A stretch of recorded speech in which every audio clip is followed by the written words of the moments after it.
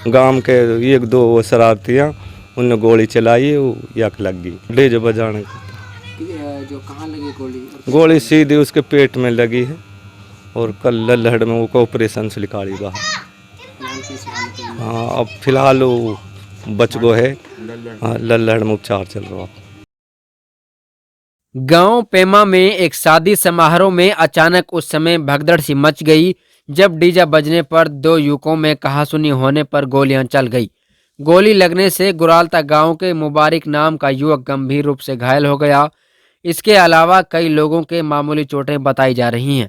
फिलहाल घायल मुबारिक का इलाज नूंह के नल्हड़ मेडिकल में चल रहा है, जहां पर उसकी हालत कुछ ठीक बताई जा रही है। खबर चलने तक पीड़ित के परिजनों ने पुलिस को शिकायत नहीं दी है। जानकारी के मुताबिक गुरालता गांव का मुबारिक पैमा गांव में एक शादी समारोह में गया था, जहां पर डीजे बजने के दौरान उसकी पैमा गांव के एक युवक के साथ बात ही बातों में कहासुनी हो गई, जिसमें गोली चल गई और मुबारिक को पेट में जा लगी। कुछ लोगों का तो ये भी कहना है कि गोली डीजे के जश्न में चलाई गई थी जो मुबारिक के लगी है, लेकिन मामला क्या है और किस तरह गोली चली है ये तो जांच का विषय है। इस मामले में हमारे संवाददाता ने मुबारिक के परिजनों से बातचीत की है। उन्होंने क्या कुछ कहा है, आइए आपको सुनवाते हैं।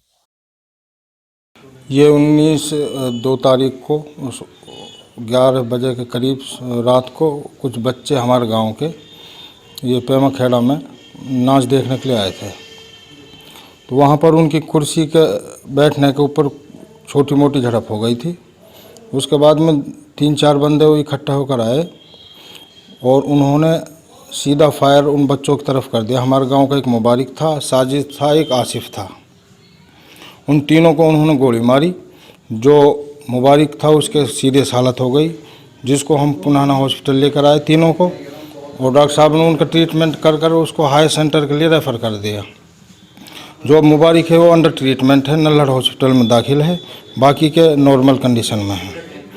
इस बाबत हमने जो अपनी जांच खोजबीन की है, 3 नाम उभर के सामने आए हैं, जो हम अपनी दरख्वास्त आज शाम को पुलिस को दे देंगे और आगे की जो कार्रवाई है उसको पुलिस द्वारा कराई जाएगी। जिसको मुबारिक में गोली मारी है, क्या नाम है उसका? दिलशाद सनोप इसराइल नाम का लड़का है, वो जो उसने कोरेक्स पी रखी थी, नशे में था, जो नशा उसने कर रखा था। वो पैमा खेड़ा गाँव का है।